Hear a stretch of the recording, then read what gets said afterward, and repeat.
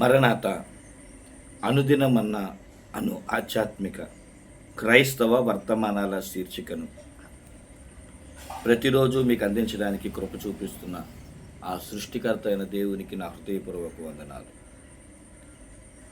Like, share, subscribe చేస్తూ social media రంగంలో నాకంటూ మన ఛానల్ కంటూ ఒక ఉన్నతమైన సబ్స్క్రైబర్స్గా, సహాయకారులుగా ఉన్నారు అంటే అది మీ యొక్క ప్రేమ. అందుకు నేను ఎంతో రుణస్తుడిని. అలా సహకరించిన ప్రతి వారికి నా ప్రత్యేకమైన వందనాలు. మీరు చేసే ఒక సబ్స్క్రైబ్ వల్ల సోషల్ మీడియా రంగంలో మన ఛానల్ అంటే దేవుని వాక్యం మరింత ఇంకొంతమందికి రికమెండ్ చేయడానికి అవకాశం ఉంటుంది. మన వాక్యాలు ఇంకా అనేకులకు చేరువవడానికి అవకాశం ఉంటుంది. కనుక మీరు చేయాల్సిన పని కొత్త వారికి పరిచయం చేయండి, మన ఛానల్ని సబ్స్క్రైబ్ చేయండి, ఒక లైక్, షేర్ చేయండి, వాక్యం ఎలా ఉందో కామెంట్ చేయండి, ఈ యొక్క కార్యం కొరకు ప్రార్థన చేయండి. రండి దేవుని యొక్క వాక్యాన్ని ప్రభు సన్నిధానం ముందు ధ్యానం చేసుకుందాం. ప్రకటన గ్రంథము 9వ అధ్యాయము. ప్రకటన గ్రంథము 9వ అధ్యాయము 13, 14, 15 వచనాలు.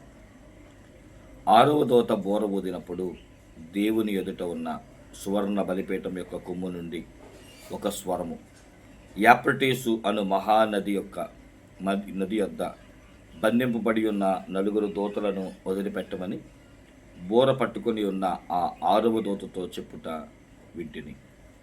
మనుషులలో 3వ భాగమును సంహరింపవలనని అదే సంవత్సరమున, అదే నెలలో, అదే దినమున, అదే గంటకు సిద్ధపరచబడి ఉండిన ఆ 4 దూతలు వదిలిపెట్టబడిరి.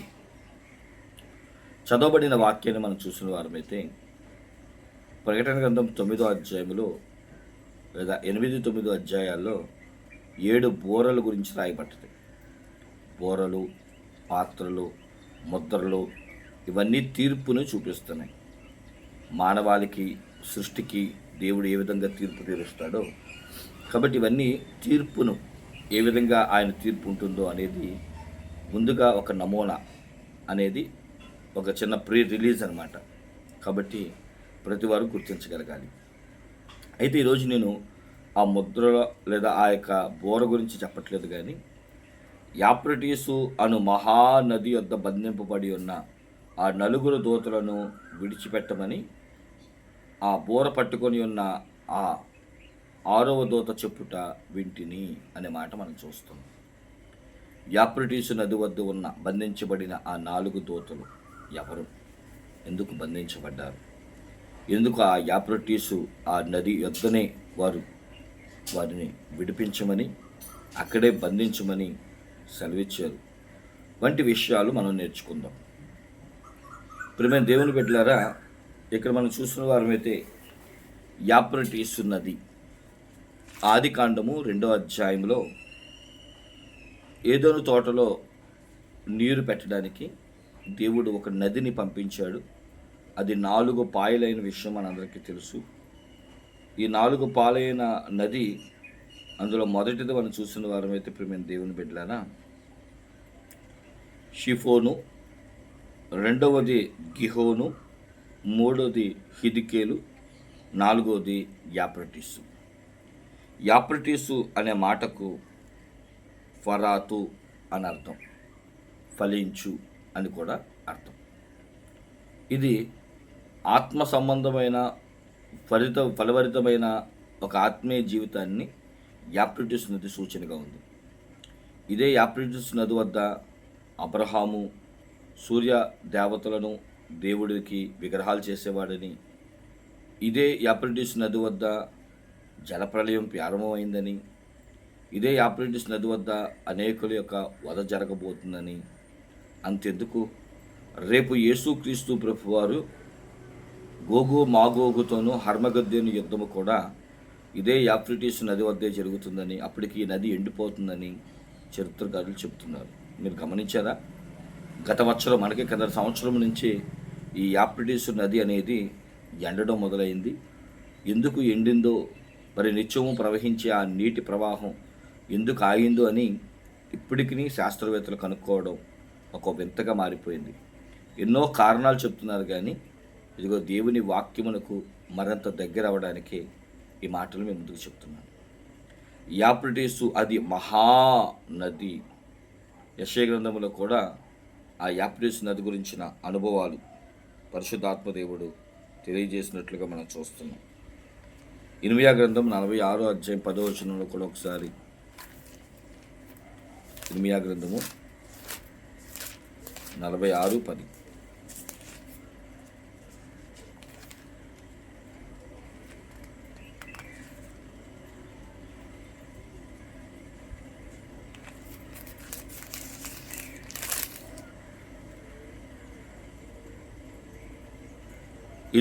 ఇది ప్రభు సైన్యములకు అధిపతి యొక్క యెహోవాకు పగ తీర్చు దినము. ఆయన తన శత్రువులను ప్రతిదండన చేయును. ఖడ్గము కడిపార తినును. అది తనివి తీర రక్తము త్రాగును. ఉత్తర దేశంలో యాప్రటీసు నది వద్ద ప్రభువుని సైన్యములకు అధిపతికు యెహోవా బలి జరిగింపబోవుచున్నాడు. చూసారా? అంటే యాప్రటీసు నది వద్ద ఒక గొప్ప వధ జరగబోతుంది, ఖడ్గము తమ దాహం తీర్చుకుంటుందని అలనాడే ఇర్మీయా భక్తుని ద్వారా కూడా దేవాతి దేవుడు తన లేఖన ప్రవచన భాగము ద్వారా తెలియజేసినట్లుగా మనం చూస్తున్నాం. అలాగే ప్రకటన 16:12లో కూడా మనం చూసిన వారమైతే, ప్రకటన 16వ అధ్యాయము 12వ వచనం.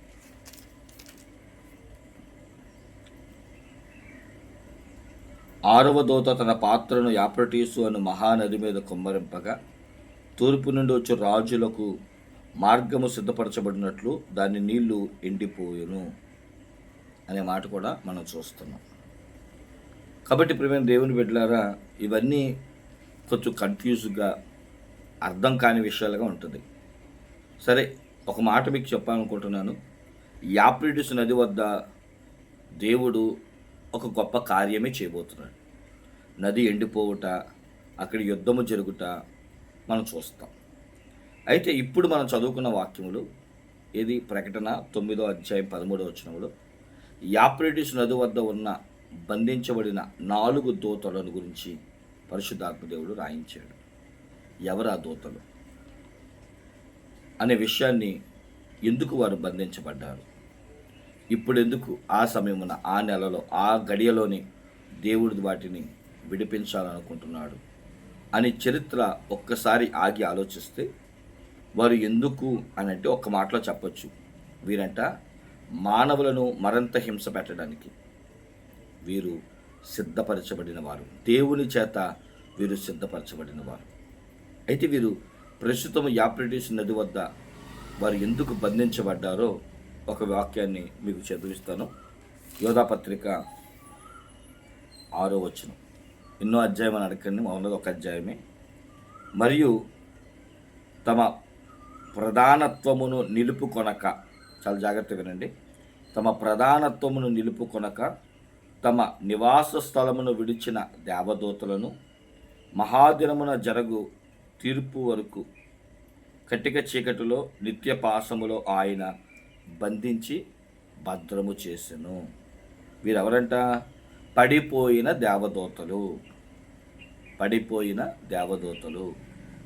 ఇంకా బాగా చెప్పాలంటే ప్రధానత్వమును నిలుపుకొనని వారు, పరలోకమును విడిచిన వారు.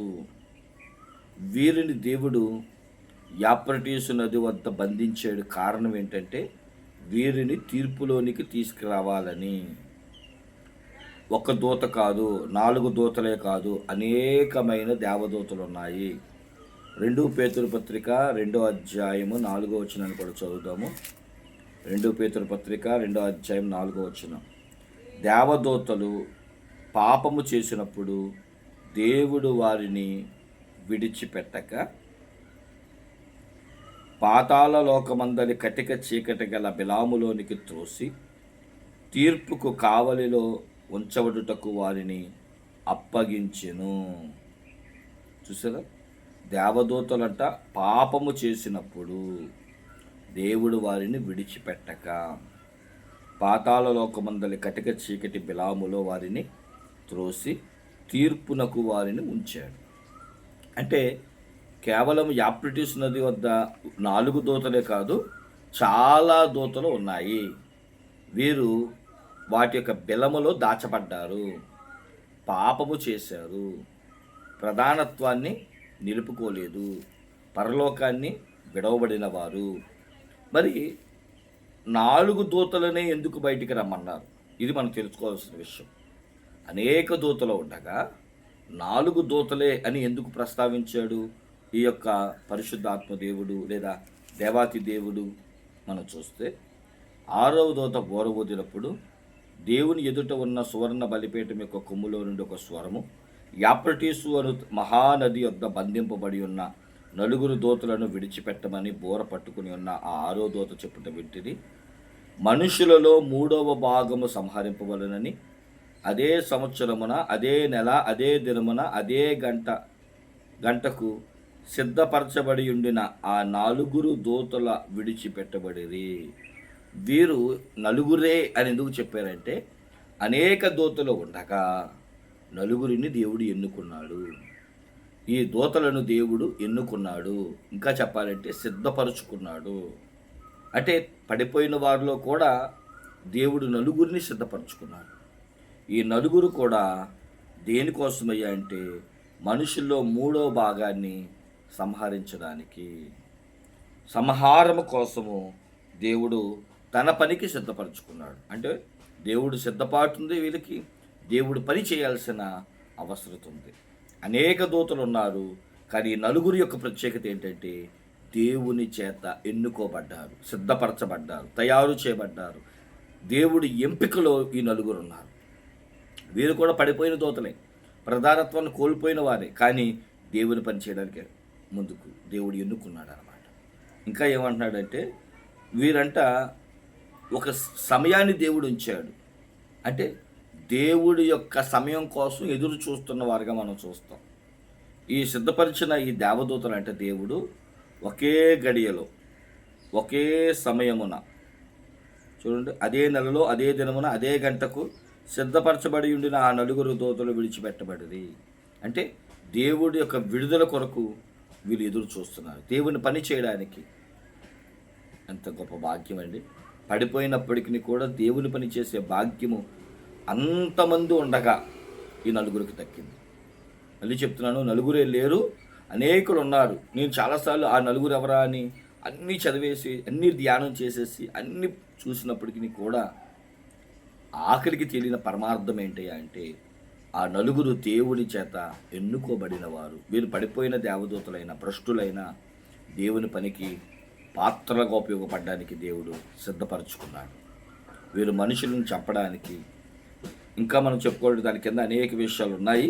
మరి 6వ బోర ఊదినప్పుడు జరిగే సంఘటన గురించి చెప్పాలి కనుక ఒక్క మాటలో చెప్పేస్తున్నాను. దేవుని చేత సమయమునకు సిద్ధపరచబడిన 4 పాపాత్ములైన ప్రభు పనికి దేవుడు ఎన్నుకున్నవారు. మనం ఎలాంటి వారమో చూడండి. పరిశుద్ధులుగా పిలిచాడు, క్రీస్తు రక్తం కార్చాడు, ప్రాణం పెట్టాడు, కానీ దేవుని పనికి ఉపయోగం లేని వారుగా ఉన్నాం. కాబట్టి ఇప్పుడే సిలువు దగ్గరికి వచ్చి, ప్రభువా, మరి నీ పరిశుద్ధుడైన నన్ను కూడా నీ పనికి ఎందుకు ఉపయోగించుకోవట్లేదు? నీ పనికి, నీ సేవకు నన్ను కూడా ఉపయోగించుకోమని పరిశుద్ధులమైన మనము క్రీస్తు రక్తంలో కడగబడే అనుభవంలోనికి వస్తూ ఆయన యొక్క సన్నిధిలో ఆయనను నోటితో ఒప్పుకొని బాప్తిసం పొంది మనంతా సన్నిహితులై ప్రభు పనిలో వాడబడే కృప దేవుడు మనకి ఇవ్వాలని కోరుకుంటూ ఈ మాటలు ముగిస్తున్నాను. దేవుడి చిన్న వాక్యం దీవించిన కాక ఆమేన్. ప్రార్థన. పరిశుద్ధుడా, ప్రేమమయ్య, నీకే వందనాలు, అపారమైన నీ కృపకు స్తోత్రాలు. విన్న వాక్యం ప్రకారం జీవించే అనుభవం మా ఒక్కొక్కరికి దయచేయమని యేసు పరిశుద్ధ నామాన్ని వేడుకొంచున్నాం మా పరమ తండ్రి. ఆమె తండ్రి, కుమార, పరిశుద్ధ ఆత్మ త్రియేక దీవెన ఇప్పుడు ఎప్పుడు ఎల్లప్పుడూ రాకడ పర్యాంతము తోడై ఉండును గాక. మరణాత.